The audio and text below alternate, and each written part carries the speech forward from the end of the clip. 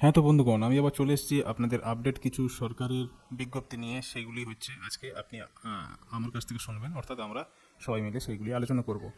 তো দেখুন, যেটা আজকে এই খবরে আপনাদের কাছে আমার বলার উদ্দেশ্য সেটা হচ্ছে আধার বা প্যান এই দুটো লিঙ্ক থাকুক বা না থাকুক, মানে আপনারা করেছেন বা যারা না করে থাকেন, কোনো সমস্যা নেই, এই সমস্ত লোকেদের কোনো লাভ হবে না। তো এবারে আমরা সরকার এখানে জানিয়েছে যে এই সকল লোক যদি আধার লিঙ্ক এবং প্যানের সঙ্গে যদি লিঙ্ক না করে থাকে বা যদিও করে থাকে, দুটোতেই কিন্তু একই রেজাল্ট হবে, মানে না করলেও কোনো সমস্যা নেই আর করে থাকলেও তো কোনো লাভও হবে না। তো আমাদেরকে অ্যাকচুয়ালি জানতে হবে যে সেই সমস্ত লোক কাদের বা কারা।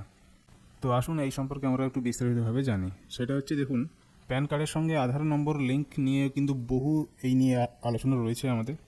তো ইতিমধ্যেই এই লিঙ্কের কাজ না করায় অনেকের প্যান কার্ড বাতিলও হয়ে গিয়েছে। সো নির্ধারিত যে সময়সীমা ছিল সরকারের পক্ষ থেকে, সেই সময়সীমার মধ্যে অনেকেই কাজটি করে উঠতে পারেনি এবং তার জন্য তাকে কিন্তু 1,000 টাকা জরিমানা দিতে হয়েছে। তো কিন্তু আপনি কি জানেন যে এরই মধ্যে দেশের কয়েক কোটি মানুষের প্যান আধার লিঙ্ক নিয়ে মাথা ঘামানোর কোনো প্রয়োজন নেই, এইভাবেই জানিয়েছে সরকার। কারণ হচ্ছে, সেই সমস্ত মানুষদের লিঙ্ক না করলেও চলবে।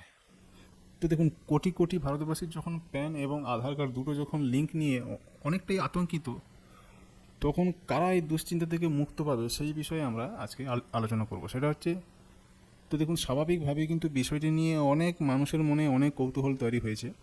কারণ আয়কর দপ্তর থেকে একটা বিজ্ঞপ্তি দিয়ে ফেলেছে যে 30 জুনের মধ্যে কিন্তু আপনাকে প্যান কার্ডের সঙ্গে আধারের নম্বর কিন্তু লিঙ্ক করতে হবে, না হলে কিন্তু আপনার প্যান কার্ডটি বাতিল হয়ে যাবে। সেই জন্য কিন্তু অনেক মানুষের মধ্যে, অনেক কেন, সমস্ত মানুষের মধ্যেই এইরকম একটি দুশ্চিন্তা ছিল। তো এখন এর ফলে ব্যাংকিং কাজ সহ আর্থিক লেনদেন করতে গেলে আপনি করতে পারবেন না, আপনি যদি এই লিঙ্কটা যদি না করে থাকেন। তো এরপর নতুন করে আবার যদি আপনি প্যান কার্ড চালু করতে যান, তাহলে কিন্তু আপনাকে সেই ক্ষেত্রে 10,000 টাকা ফাইন দিতে হবে, এমনও সরকার থেকে জানানো হয়েছে। কিন্তু এই ভারতেরই কয়েক কোটি মানুষের ক্ষেত্রে এই আবার নিয়মটা কিন্তু কার্যকরী নয়। তো এই যে গেমটা খেলছে সরকার আমাদের, যে কাদের ক্ষেত্রে বা কোন সম্প্রদায়ের মানুষের জন্য এইটা না করলেও চলবে, আসুন সেই বিষয়ে আজকে আমরা আলোচনা করব। তো দেখুন, আয়কর দপ্তর থেকে বিজ্ঞপ্তি দিয়েছে এমন 4টি শ্রেণীর মানুষ, তারা এই প্যান কার্ড বা আধার কার্ডের সঙ্গে এই দুটোর মধ্যে লিঙ্ক না করলেও তারা যেমনভাবে কাল পর্যন্ত সুবিধাগুলি পাচ্ছিল তেমনিভাবে পাবে। মানে এক কথায় তাদের প্যান এবং আধার কার্ডের লিঙ্ক না করলেও চলে যাবে। তো দেখুন, কেন্দ্রীয় অর্থমন্ত্রকের বিশেষ বিধি অনুযায়ী জানানো যাচ্ছে যে 1 নম্বর, আসামে বাস করে বা মেঘালয়ে বাস করে বা জম্মু কাশ্মীরের বাসিন্দাদের জন্য প্যান এবং আধার কার্ডের লিঙ্ক না করলেও চলবে, মানে বাধ্যতামূলক নয়। 2 নম্বর, যারা এনআরআই মানে ভারতের বাইরে থেকে এসেন, ওনাদের প্যান এবং আধার কার্ডের লিঙ্ক না করলেও চলবে। আবার দেখুন, 3 নম্বরে, ভারতে বসবাসরত কোনো বিদেশি নাগরিকের প্যান এবং আধার কার্ড লিঙ্ক করতে হবেই না।